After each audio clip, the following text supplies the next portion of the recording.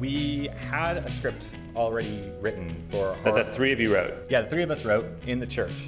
That's actually Steven's real apartment there. We'd written the script in the church. Everyone was saying, you wrote a script in a church, your friend lives in a church? And it was for this horror comedy, and we had the budget. We had enough money to make it.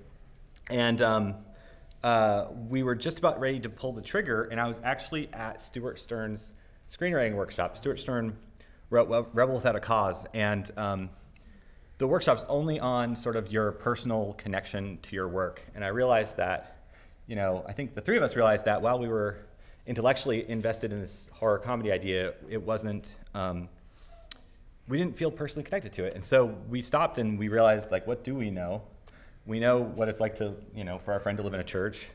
The dynamic between these two guys is sort of similar to that in real life, and we started the writing process just from our own personal experiences. At what point was the decision made, like, we're just going to shoot this movie with the money we have and make it this way, looking like this, with a smaller crew and such things? What was that process? What was that decision? Yeah, I thought we wanted to get the script in a good enough shape to shoot, and then once that was done, we picked a date, and then we just started shooting.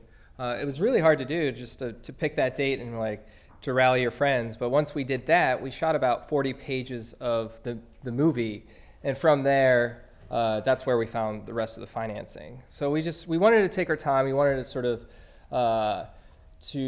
we were inspired by the mumblecore movement, and then we decided we just wanted to take the time to make everything, I guess, the best we could make it, and not shoot in this kind of compressed schedule of 7 days or 14 days. So once we picked the date, we realized, oh wow, we're gonna just keep making this movie for the rest of our lives. 2 years, but it felt like the rest of our lives. So you two, as actors and filmmakers, you basically had to stay, you couldn't cut your hair for 2 years. Yeah, well, I mean, I couldn't cut my hair and I couldn't change. That apartment absolutely looked like shit. Like in real life, I had to live in that, and it was just, I had to live in that for 2 years. So that was the worst. That was the worst part. But cutting the hair, I think, was the hardest thing because I'm balding. So it was like, I got to cut my hair to make sure it looks like I'm not balding, a year later. But there's hair missing. I think the other thing that's, it's interesting because it was shot over a long span of time. People ask us about continuity and if we were worried about continuity. And like the rooftop scene in the movie, there's a shot of Anthony, it cuts away, it cuts back, and he's a year and a half older.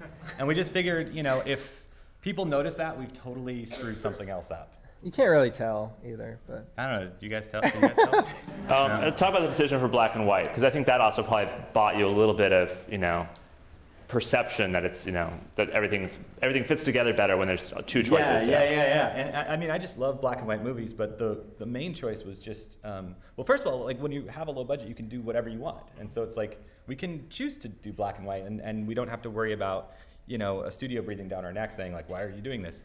But I mean, the other reason is we were using borrowed equipment. We were, lights from Home Depot, sunlight, fluorescent lights that are green, and you can mix and match them, and you can still have a controlled aesthetic. So it didn't matter what color the light was, as long as it was light. Exactly. And I felt like our DP too, who did a great job, he would always try to light with whatever we had in the room. Like one of the preschool rooms, like there was sort of, I don't know what it was. It was like it's like a table. A table. It's like a see-through art table. So you could like sketch around it, but he's like, I'm gonna try to use this. We're like Elijah, we're like, all right, but it's like Friday night, and he used it like as a bounce light, and it worked perfectly. And we're like, so the light that we had, we used. Yeah. So you're shooting on HD. You're ingesting, going into just your own system. You're cutting in Final Cut. You're cutting in. And were you doing it all? Yeah. I'd bring my like old antiquated iMac back and forth from my apartment to Steven's apartment. We'd set up in this room that was full of yarn that they did all this. Yarn room. Yeah, the yarn room. The yarn room in the church. And I'd say that was actually the one unexpected, like on a film with like real film, you're like, oh, that's going to be too expensive because you have all these, the cost of all these reels of film. But on this, we like spent thousands of dollars on hard drives. Like I think we had like 20 hard drives. We lost the movie once too. Yeah, excellent. Oh. And But we saved it. Saved it, okay. Yeah. Yeah, clearly we saved it. Yeah. We didn't save it. did you have a sense that like you'd worked for the Sundance Lab, so you're thinking like, well, Sundance is where I should try to get this movie? Was that always part of the plan?